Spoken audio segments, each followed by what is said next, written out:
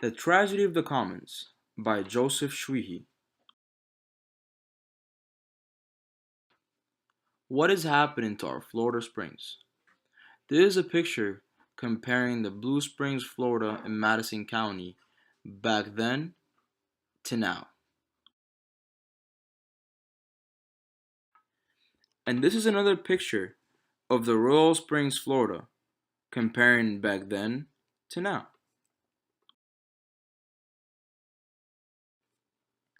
And north of Gainesville, the gushing waters of the Hornsea Spring was once a main attraction for thousands of visitors.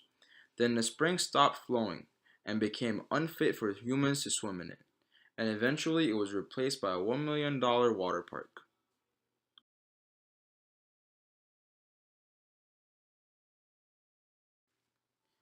In Silver Springs, the water was so clear, fish looked like it was swimming through air, and is now full of goopy mats of algae so thick that alligators can rest on top of them.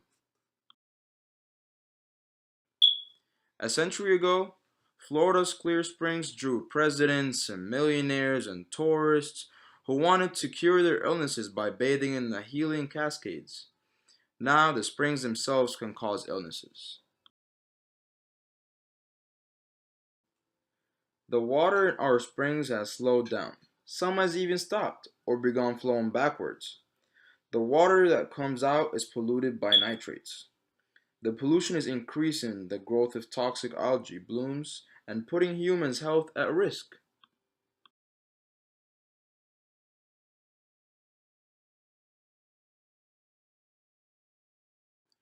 What caused all of this to happen, you might ask?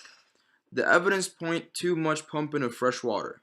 Millions of gallons a day are used unwisely and short-sightedly.